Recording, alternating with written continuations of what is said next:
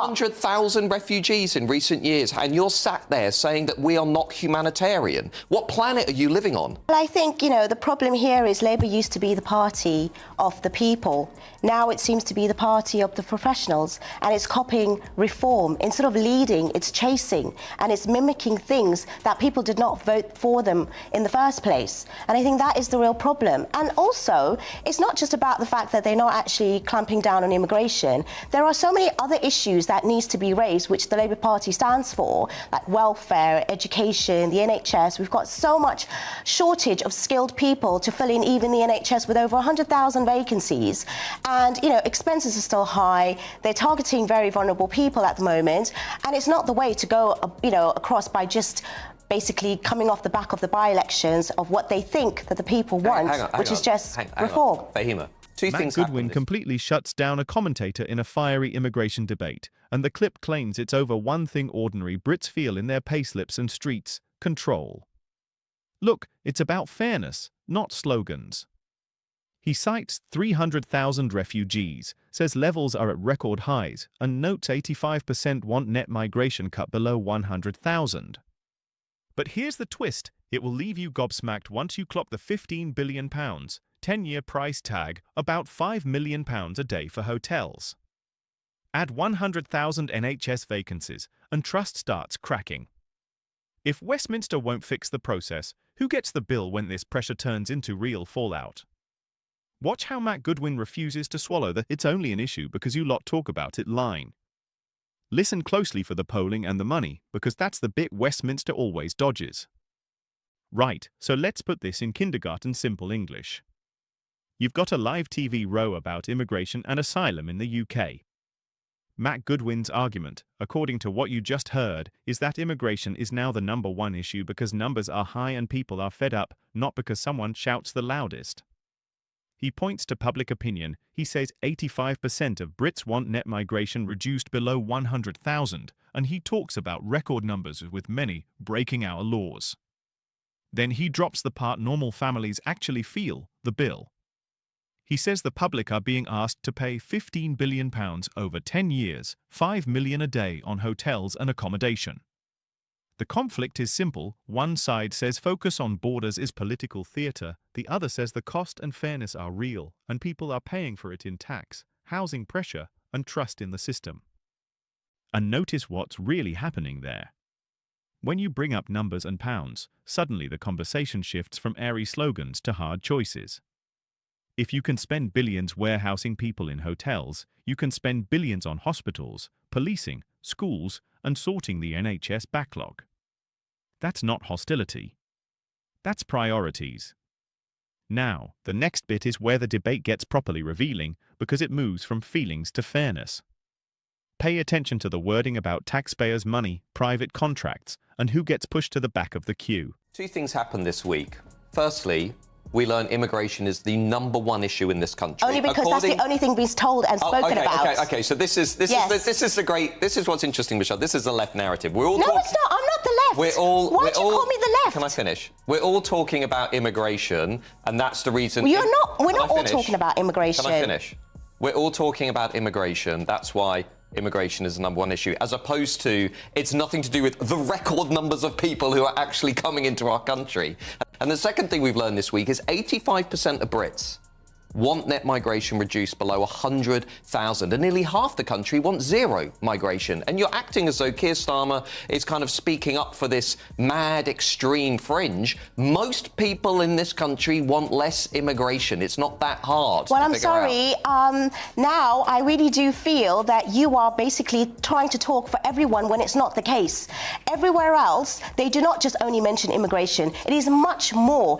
It's the only rhetoric that I hear from people like yourself. And I'm not calling you far right or right or anything, so don't call me that, because there's certain things that I even agree with when it comes to the other side. It's not about that. We have to do so much more to get this country back in order than just immigration, and that's not going to erase any of the economics and the problems that are there. So it is really not that. It's just what you want to raise and everyone else. As I say, it's the #1 issue in the country. That's the British people. Because that's the telescope right now that's been put on. That's the British people who are saying we don't want to have to deal with these record numbers of people, many of whom are breaking our laws, and it's the British people who are watching this show who are being asked to pay £15 billion over the next 10 years, $5 million a day for hotels and accommodation. You talk about economics. How about we take that $15 billion by fixing the illegal migration crisis? And how about we have 10 new hospitals for the British people? Why don't we do that? Well, why can't we also fix the processes in the first place?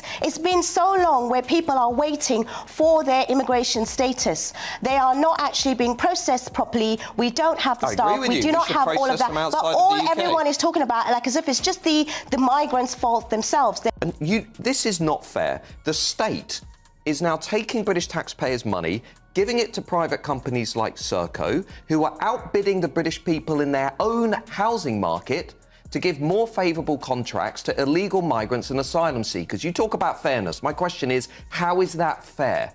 They are not doing that for everyone. At the end of the day, you have to understand they are all not criminals. They are all not here living in hotels. They all don't have the benefits like you think. A lot of them are wanting to work. They're just not given the process to do that. They are also needing to Do you think they should be allowed to work?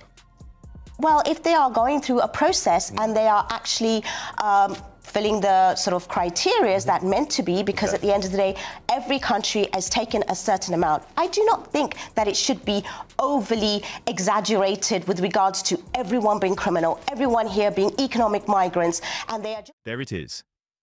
He alleges the state is taking British taxpayers' money and handing it to private firms, while locals get outbid in the housing market. That's a serious claim, so treat it as according to the exchange, but it's exactly what millions suspect when rents jump and councils shrug. The response you heard is basically, not everyone's a criminal, lots want to work, the process is slow, we need more staff. Fair enough, nobody sensible says every person is the same. But here's the problem, a system that can't decide quickly becomes a magnet for dodgy incentives. Slow processing plus endless accommodation equals a permanent bill, paid by people who didn't vote for this mess. Compassion without control isn't kindness, it's negligence dressed up as virtue. If someone genuinely needs refuge, process it fast.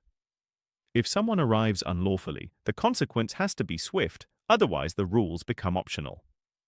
That's true in Britain, and it's true in America too, and Trump's been banging on about that for years while the polite class takes the mick and pretends borders are a conspiracy theory. All right, last stretch, because this is the moment that sums up the whole cultural argument. Listen for the bit about Fantasyland, fair play, and that brutal line, what planet are you living on? This isn't about hating anyone.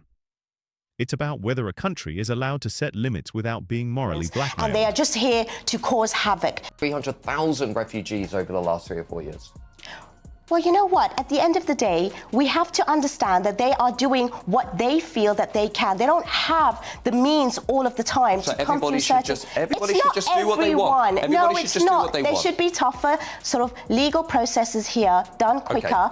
And they also need to be much more tougher laws with regards to making sure that they are not all seen like how you say, which they're not. Otherwise, they will be charged and imprisoned when they land. They're not charged and imprisoned because they're not seen as criminals. They are seen as someone who needs refuge. So we need to be able to process that. I don't believe that the boats is the best way to come. Obviously, it's causing so much damage when it comes to people losing their lives. It's not obviously the legal route. But at the same time, if you are fleeing and you are needing help and you wanting it, just because we're sitting here and we don't have those, those kind of experiences, or we don't know of people that have, it's so easy to just criminalize them and make them all when they are actually also very vulnerable. Starting point is always, what about the rights and the sense of fairness for people who are coming from outside of British the country values who are breaking our law? I'm sorry, they're not all breaking the law. They're not all breaking the law. You live in some fantasy land. No, you live in a very different land. The British culture is based on the notion of fair play,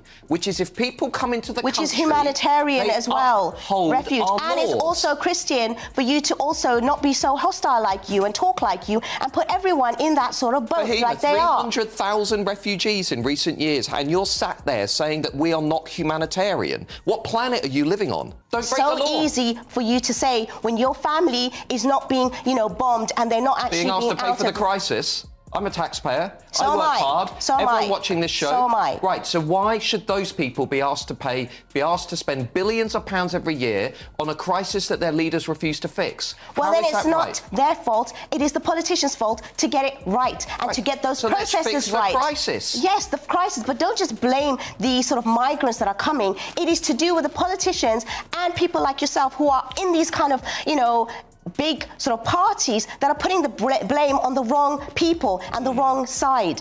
It should be fixing policies and making decisions that is also within rights of the humanitarian sort of and international law and looking after the British values. Not to say that, some of them are going to be criminal, but again, you put everyone I'm not going to under. take lectures on what are British values. I'm not giving you a lecture. I'm just giving you my point of view, like how you're giving me. That exchange is the entire debate in miniature. One side leans on the British values, humanitarianism, and the idea that objection itself is hostile. The other side pushes back with fairness, law, and the basic point that generosity doesn't mean being a soft touch. You also heard the most important reality check. The speaker says they're a taxpayer, they work hard, and they're asking why billions get spent every year while leaders refuse to fix the crisis. That's not extremist. That's a normal question from a normal person. And here's what the corporate media always tries to blur. You can care about genuine refugees and still demand order. You can reject blanket blame and still insist that illegal entry isn't waved through with hotel rooms and contracts.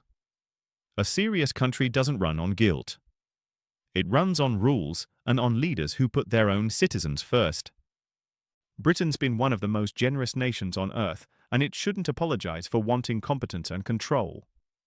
Sort the borders, protect the public purse, and restore fair play, because a nation that can't enforce its own rules won't stay a nation for long.